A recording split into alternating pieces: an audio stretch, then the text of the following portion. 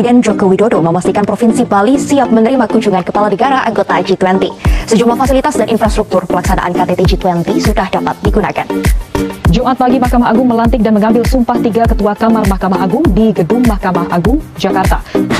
Badan Pemeriksa Keuangan menemukan belasan ribu masalah dengan nilai mencapai 8,37 triliun rupiah selama pemeriksaan pada semester 1 tahun 2021.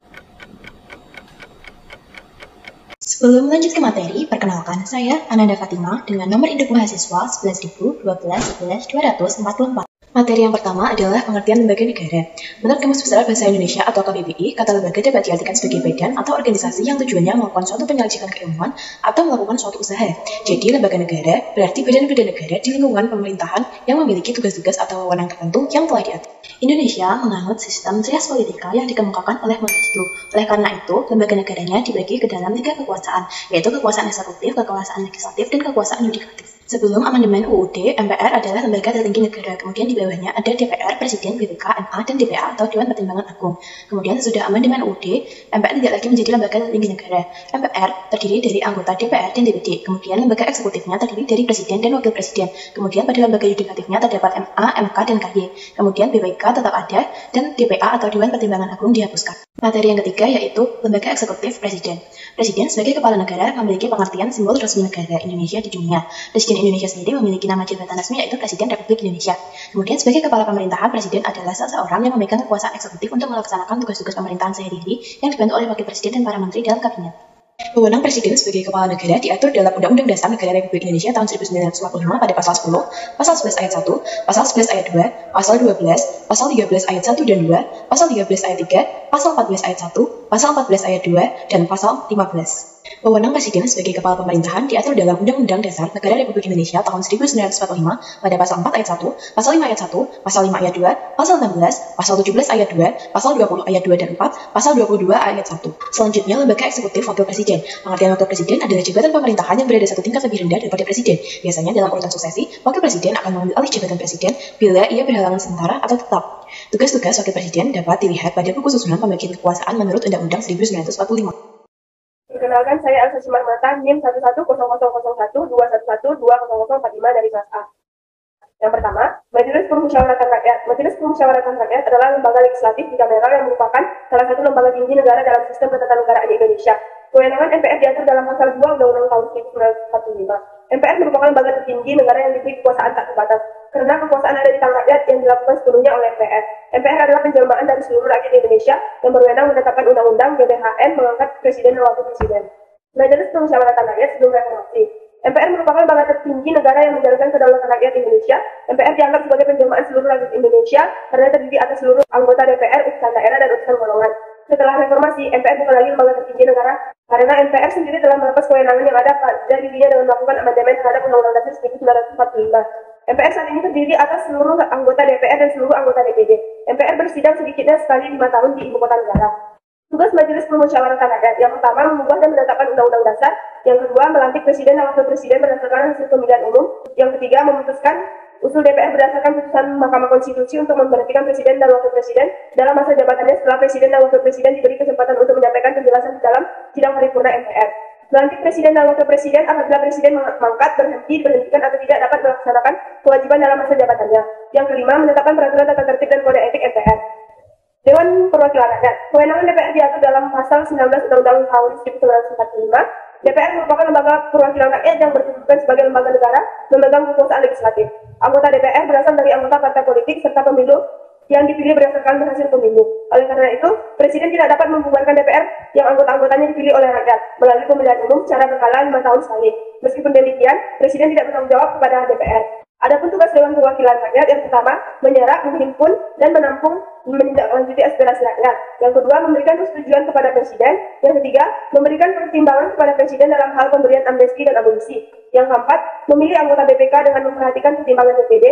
Yang kelima, memberikan persetujuan kepada Komisi Yudisial terkait calon Hakim Agung yang akan ditetapkan menjadi Hakim Agung oleh Presiden. Perkenalkan, nama saya Citra Septian Nursita dengan nomor induk mahasiswa 110001211200046. DPD, Dewan Perwakilan Daerah, merupakan lembaga negara baru sebagai langkah akomodasi bagi keterwakilan kepentingan daerah dalam Badan Perwakilan Tingkat Nasional setelah ditiadakannya utusan daerah dan utusan golongan yang diangkat sebagai anggota MPR.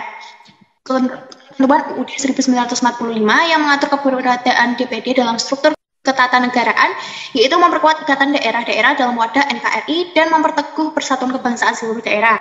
Yang kedua, yaitu meningkatkan agregasi dan akomodasi aspirasi dan kepentingan daerah-daerah dalam perumusan kebijakan nasional berkaitan dengan negara dan daerah. Yang ketiga, yaitu mendorong percepatan demokrasi, pembangunan dan kemajuan daerah secara serasi dan seimbang. UUD NRI tahun 1945 menentukan jumlah anggota DPD dari setiap provinsi adalah sama dan jumlah seluruh anggotanya tidak lebih dari sepertiga jumlah anggota DPR. Tugas dan wewenang yaitu yang pertama mengajukan rancangan undang-undang pada DPR, yang kedua pembahasan rancangan undang-undang serta ikut membahas rancangan undang-undang tersebut, yang ketiga yaitu memberikan pertimbangan kepada DPR, yang keempat yaitu melakukan pengawasan atas pelaksanaan undang-undang, dan yang kelima yaitu penyusunan Prolegnas atau Program Legislasi Nasional. KY atau Komisi Yudisial adalah lembaga negara yang bersifat mandiri dan dalam pelaksanaannya wewenangnya bebas dari campur tangan atau pengaruh kekuasaan lainnya. Anggota Komisi Yudisial terdiri atas 7 orang, yaitu 2 orang mantan hakim, 2 orang akademisi hukum, 2 orang praktisi hukum, dan 1 dari anggota masyarakat. Dengan masa jabatan yaitu 5 tahun. Tugas Komisi Yudisial yaitu pasal 20 Undang-Undang Nomor 18 Tahun 2011, yaitu mengatur bahwa dalam rangka menjaga dan menegakkan kehormatan, keluhuran, martabat, serta perilaku hakim, Komisi Yudisial mempunyai tugas yaitu yang tertera pada layar, terdapat 5 poin. Yang kedua, yaitu selain sebagaimana dimaksud di ayat 1, Komisi Yudisial juga mempunyai tugas mengupayakan peningkatan kapasitas dan kesejahteraan hakim. Ketiga, dalam rangka menjaga dan menegakkan kehormatan, keluhuran, martabat, serta perilaku hakim, sebagaimana yang dimaksud pada ayat 1 huruf A, KY dapat meminta bantuan kepada aparat penegak hukum untuk melakukan penyadapan dan merekam pembicaraan dalam hal dugaan pelanggaran kode etik atau pedoman perilaku hakim oleh hakim. Yang keempat, yaitu aparat penegakan hukum wajib menindaklanjuti permintaan KY sebagaimana dimaksud pada ayat 3. Wewenang Komisi Yudisial yaitu sesuai pasal 13 Undang-Undang Nomor 18 Tahun 2011 tentang perubahan atas Undang-Undang Nomor 22 Tahun 2004. Perkenalkan, nama saya Prada Sera dengan nomor induk mahasiswa 110000120047. Lembaga yudikatif yang selanjutnya ada Mahkamah Agung.